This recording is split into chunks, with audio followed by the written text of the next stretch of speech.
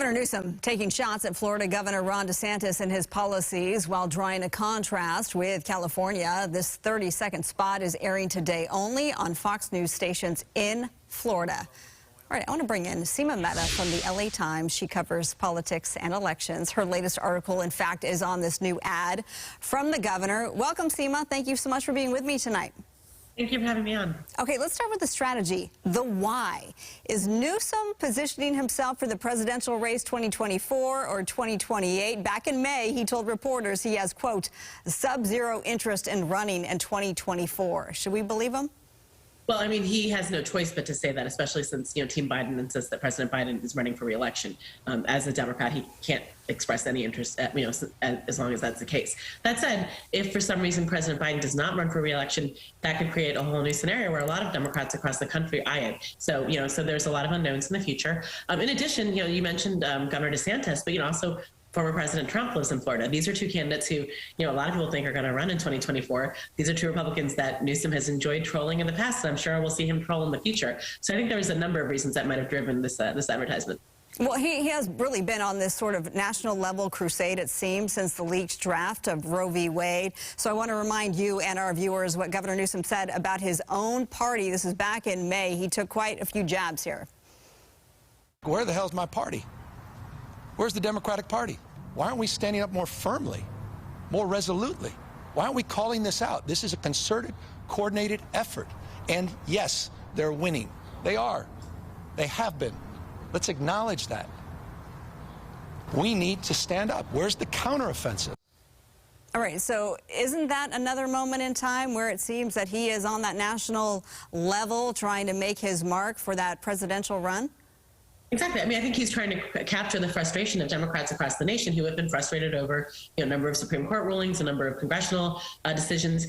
But that said, I mean, he's coming at it from California, where Democrats have supermajorities of both houses of the legislature and can control every single statewide elected office. So it's a lot easier to say that here, where he can get stuff done because his party controls everything, compared to D.C., where it's, there's a lot more gridlock compared to many other states. Sort of this tit-for-tat notion. I'm referring to the fact that Newsom and Florida Governor Ron DeSantis, they appear to be developing quite the rivalry in April. People may recall this, that DeSantis called San Francisco a dumpster fire. And then just over the weekend, Newsom said this about DeSantis. He says he's a bully, a fraud, an authoritarian, a fake conservative, a betrayer of Ronald Reagan's legacy. What's going on here?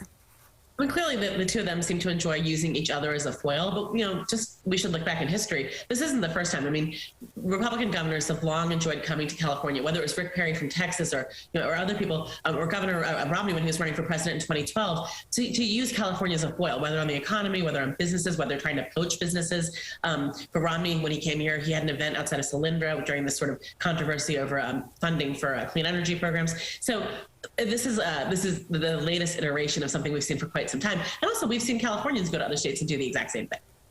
Yeah, and the idea of money as well. He's got plenty of it. You just got a good laugh at that. And here's the thing. I mean, he survived the recall handily last year. That really solidified him in this state. He's up for re-election in November. That's clear that he is going to win that election as well. So is this just more of his way to spread his influence elsewhere?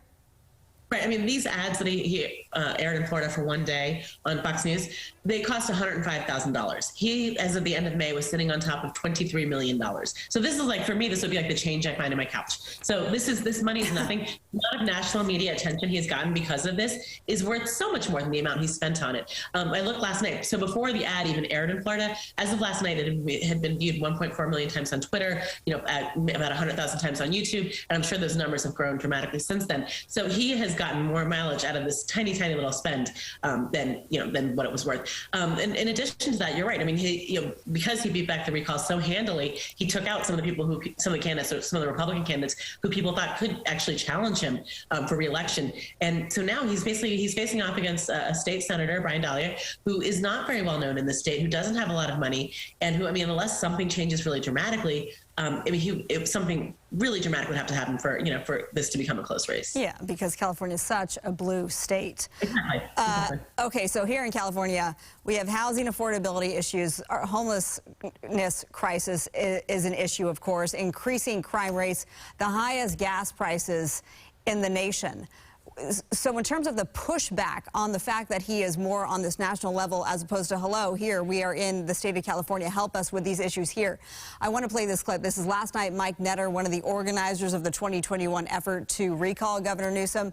He told my colleague Susan Harrisuna that Newsom should just keep his focus right here on California. No one from Florida is going to say, oh boy, I can't wait to move to California where they're running out of water. We have heat waves. And by the way, I'm not sure they're going to have power in 5 years. He has a point, no? I mean, I think there's definitely a segment of the California voters who definitely agree with him. The question is, how does it impact the electorate that turns out in November? Republicans who agree with that message probably weren't going to vote for him in the first place. Democrats who, even some Democrats who agree with that message, are likely not going to vote for a candidate who doesn't agree with them on issues such as abortion policy, gun policy, immigration policy. So while I think there are a lot of voters are certainly incredibly concerned about homelessness, crime, the economic disparity, the high cost of living, these are top of mind issues for voters. But it's hard to see how this really changes anything in November, given sort of how blue the state is and how Democrats have such a huge majority among voters in the state. All right, we invite our viewers to check out your work with the LA Times. Always great to read your articles. Seema Mehta, political reporter with the Los Angeles Times. Thank you so much for being with us, and happy 4th to you. Thanks so much for having me on. Same to you.